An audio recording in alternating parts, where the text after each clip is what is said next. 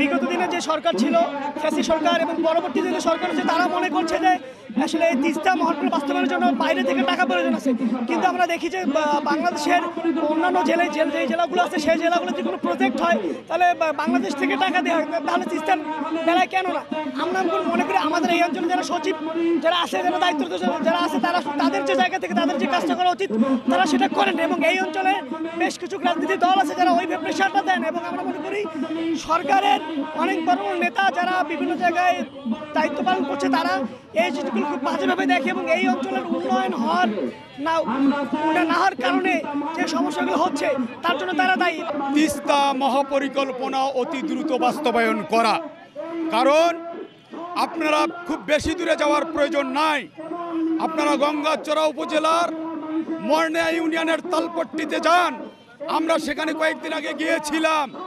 হাজার হাজার হেক্টর জমি নদী ভাঙ্গনে অসংখ্য আবাদি জমি নষ্ট হয়ে যাচ্ছে, বাড়িঘর ভেঙে যাচ্ছে, কিন্তু সরকার সেইভাবে পদক্ষেপ গ্রহণ করছে না।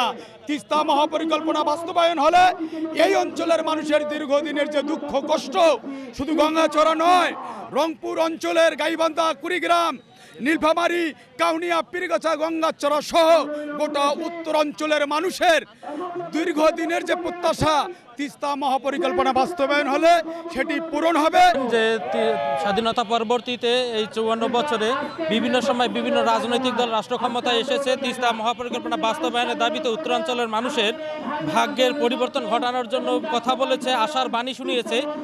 এই আশার বাণী শুনিয়ে তারা ভোট নিয়ে গেছে, কিন্তু বাস্তবিক অর্থে ইন্ডিয়া বা অন্যান্য কোনো দেশের চাপে তিস্তা মহাপরিকল্পনা বাস্তবায়নের যে স্বপ্ন দেখাইছে সেটা বাস্তবে রূপ দিতে পারেনি।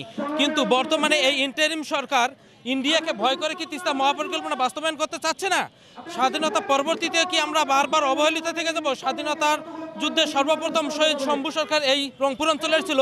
২৪-এর গণ অভ্যুত্থানের এই প্রথম শহীদ আবু সাইদ, এই আবু সাইদের রংপুরকে নিয়ে এবং তিস্তা মহাপরিকল্পনা উত্তরাঞ্চলের মানুষকে নিয়ে বারবার হেয়ালিপনা মানুষ মেনে নেবে না। উত্তরবঙ্গের একটা মূল বিষয় হলো আজকে আমাদের হলো তিস্তা নদী, কিন্তু এই তিস্তা নদীকে নিয়ে আমাদের বিভিন্ন সময় বিভিন্ন ধরনের টালবাহানা চলছে, যেটার কারণে আমরা ধরা যাচ্ছে যে যখন আমাদের দেশে পানির প্রয়োজন হয় তখন আমরা পানি পাচ্ছি না, কিন্তু যখন আমাদের প্রয়োজন হচ্ছে না তখন আমাদের পার্শ্ববর্তী দেশ ইন্ডিয়া আমাদেরকে অতিরিক্ত পানি চাপিয়ে দিচ্ছে, ফলে আমরা বিভিন্ন ধরনের বন্যা এই টাইপ আমরা ক্ষতির সম্মুখীন হচ্ছি।